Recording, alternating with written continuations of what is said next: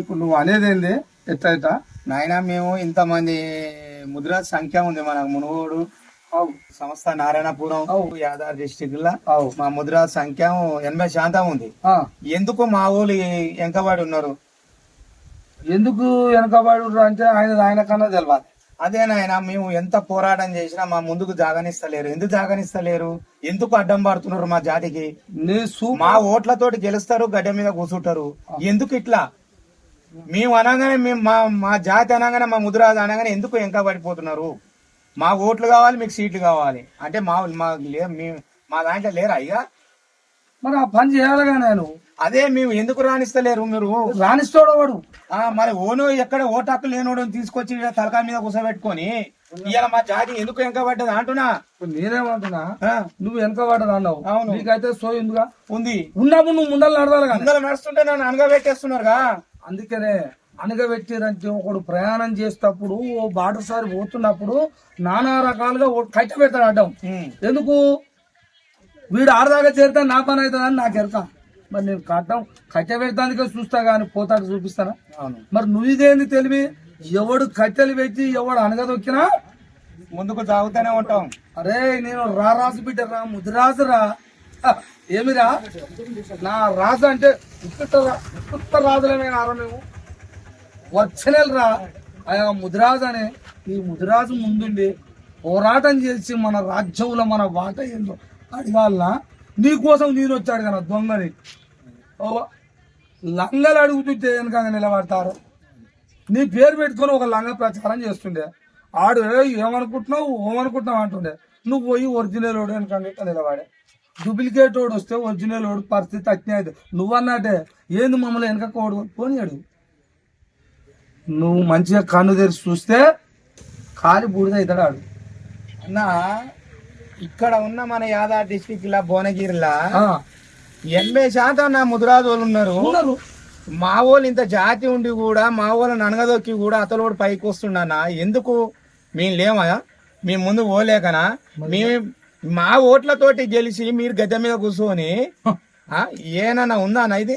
ఇప్పుడు వస్తుందయ్యా మీకు. అవును, నేనేమంటున్నా, రాగానే సరిపోదు. నీకు ఒక్కరికి రాగానే సరిపోదు. ఊరికొక్కడు ఉన్నారుగా. ఈ ఊర్లో 10 మంది తయారయ్యి ఒక 10 మంది ఐక్యతగా అయ్యి అయ్యా మనం ఏం చేయాలి, మన సంఖ్య ఏంది, మన కథ ఏంది, మనం ఏడ నిలబడ్డాము, ఇక ఎన్నాళ్ళు నిలబడతామయ్యా పటేలా రెడ్డి సారు. అందుకోసమే ఇప్పుడు రాబోయే ఎలక్షన్లన్నా మాకు సర్పంచులకు సీట్ ఇవ్వాలని కొట్టాడుతున్నాం. మా బీసీ ముదిరాజులకు ప్రతి ఒక్కటి రావాలని, మా పిల్లలకు రావాలని, మాకు రావాలని అనుకుంటున్నాం. ప్రతి దాంట్లో మా ముదిరాజులకు 80 సీట్లు మాకు కావాలి. మా సర్పంచులకు గాని, యార్డ్ నెంబర్ల గాని, ఉప సర్పంచులకే గాని, ఎంపీటీసీలకే గాని ఈ మండలంలో మాకు అవకాశం కావాలి. అవకాశం ఇయ్యడు. ఎందుకు ఇయ్యరు? నువ్వు దూసుకొని పోవడమే. అది దూసుకొని పోతాం. అది మొన్న కూడా అదే అడిగినాంగా. ఇప్పుడు ఏమంటున్నారు వాళ్ళు? అయ్యా మీకు వచ్చే రాబోయే రోజుల్లో మీకేమున్నాయి, ఇప్పుడైతే మేము ముందుకు పోతున్నాం అని అంటున్నారు. ఆయన ఏమో ఎమ్మెల్యేలు ఎంపీలేమో అలా అవుతున్నారు. ఎంతవరకు మేము మా కింద కూర్చోరి, మేము మీద కూర్చుంటాం, మీరేమో కింద కూర్చోరు అయ్యా అంటున్నారు. ఎన్ని రోజులని కూర్చోం ఇట్లా? మరి దీన్ని బట్టి నీకు ఏమర్థమైంది? అందుకోసమే ఏకం ఒకటే ఉండాలి, దండం కదలాలి, అంతే, గప్పు కొట్టాలి, ముందు కురకాలి, ఏందో తలకు చూపెట్టాలి. రేపు ఎలక్షన్ లా గాని, రేపు రాబోయే ఎలక్షన్ లా గాని మేము ఏందో చూపెడతాం. సర్పంచులు కావచ్చు, సర్పంచులు కావాలి, జడ్పీటీలు కావచ్చు, కావాలి, ఎంపీపీలు గాని, ఎమ్మెల్యేలు గాని మరోసారి టికెట్ వేయవలసిందే. మా వాళ్ళ మీ ముందుకు జాగవలసిందే. ఇళ్ళ కూడా నా అడ్డం రావాలి, దాని తడకేందో చూపెడతాం మేము. అది మరోసారి చూడు, ఎమ్మెల్యే పోటీ చేయాలన్నా టికెట్ ఓడేమో సొమ్ము మేము ఆడి ఇయ్యాలని, మేము గెలవాలని సొంతం పోయి తెచ్చుకుంటాం మేము. ఓడ ఇచ్చేది ఓడేందుకే? మా ఓట్లతోటి మీరు గెలిచి పైకి వచ్చి ఆ గద్దె మీద మీరు కూర్చొని మా పిల్లలు మేము ఈ ఎల్లకాలం ఇదే పని మాకు. అది పక్కా మాట. ఇదే మాట మీద నిలవాడు. ఇదే మాట ఏంది నాన్న? నేను ప్రతి ఏరియాలో మనకి ఇక్కడ ఉన్న తెలంగాణలో మొత్తం తిరుగుతా, నేను ఏపీ మొత్తం తిరుగుతా. ఎక్కడేం నడుస్తుంది ఇదే పని. ఏడ పోయి అడిగినా అన్న మీదేంది అన్న మీకు ఈ పరిస్థితి, అయ్యో అనగదొక్కుతున్నారు ఇదే పని. ఏమైనా ఉందా? ఇవాళ నేను ఇట్నే, రేపు నా పిల్లలు కూడా ఇట్నేనా? అంతే. మరి ఎందుకు మరి ఇప్పుడు అంటే నీ ఒక్కసారి ఎమ్మెల్యే కావాలి, నీ కుటుంబం ఇంకో కొడుకు కావాలి, ఇంకా నీ బిడ్డ ఎమ్మెల్యే కావాలి, నీవు ఎల్లకాలం మీద గజ మీదకి ఎక్కాలి.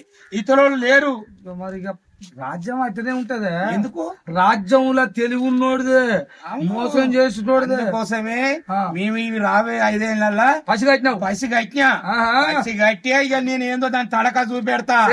ఓవన్ లేపాలను ఆయనే లేపుతా. ఇక్కడ మునుగోడు గడ్డ మీద లేపాలి, మన ముదిరాజ్ జెండా లేవాలి, ముదిరాజ్ జెండా కింద మేము ఉండాలి. అంతే. కోట ఎదిగిస్తామా, దీని తడక ఏందో చూపెడతాం యాదాద్రి డిస్ట్రిక్ట్ లా. జై ముదిరాజ్. అది ఆబా ఇదే మాట మీద నిలవాడు. ఇదే మాట మీద నిలబడతా. జై జై ముదిరాజ్ అని మళ్ళీ ఆ జాతి గురించి ఆ అన్న ఎంత పోరాడుతుండు. ఏది ఆ అన్న పేరు ఏంది? మన ప్రతి దాంట్లో ముదిరాజు అని ఆయన విశారదన్. ఆ అన్నకు దేవుడు చేతులెత్తి మొక్కాలి. ప్రతి దాంట్లో ప్రతి మీటింగ్లలో కూడా ఆ అన్న ముదిరాజు లేని మాట ఎత్తాడు. ముదిరాజులు చెప్తాడు, యాదవ్ రాజులు చెప్తాడు, కులం వాళ్ళు చెప్తాడు, ప్రతి చరిత్ర చెప్తాడు, ప్రతి చరిత్ర చెప్తాడు. కానీ ఎంకబట ఎక్కువ జాతి అంటే మా ముదిరాజులది ఒక్కటే.